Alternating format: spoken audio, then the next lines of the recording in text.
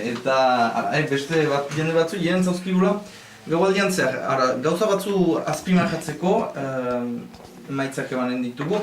Bigarren itzulira pasatzen direnak, hasiz laugarren bozka eremutik Loik Correge La Republika En Marche bozkatu dutenen 25 lauarekin eta bere parean izanen du Jean Lassalle lehen itzulimuntan bozkatu dutenen 17,3 horiek dira beraz. Bigarren itzulian laugarrenean, bosgarren bozka eremuan atsemanen ditugu Florence Lasserre David, hor ere La République En Marche alderdikoa, 37,8ekin eta parean kolekta Capdeviel sozialista, orai arteko diputatua hor izanen du.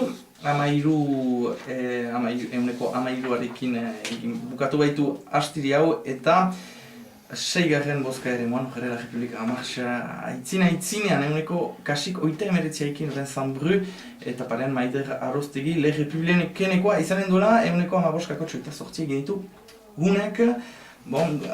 Gauza batzu azpimarratzekotan, biztan dena bat denen agirian dena, La République En Marche ez da arras alderdia, La République En Marche izendapenarekin atera diren hautagaiak direla aitzinean eta aixe, Frantzia mailan bezala, hor ez da aldaketa handirik Frantziari konparatuz, behar bada proposatzen zuet gai horren inguruan, zonbait gogo eta egitea, Jose Luis Aizpuru, zergatzen ezakero. Ipar Euskal Herriak bozkatu duela Frantzia bezala. Hori argita garbi, eraiten zen, kanpainan zehar behar bada hemengo berezitasunek izango zutela toki bat edo beste, eta sorpresaren bat edo beste. Lehen tokietan beraz Macronen parioa hemen ere bete dela, bete-betean.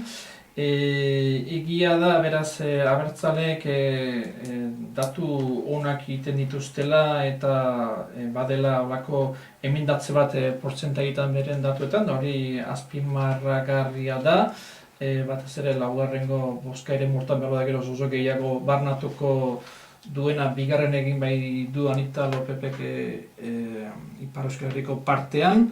Eta eraiten baitzen PHR txartek ere seigarrengoan txantzak aukerak bazituela bigarrengo aldera pasatzeko, ez da pasatu Miarritzen emaitza eskase egin baitu eta demografia kontuengatik Miarritzek bozka edo Miarritzek alde batera egin du eta hori da bizan dena La Republikeneko Maider Arostegiren alde egin du eta horrek du balantza bere aldera eraman.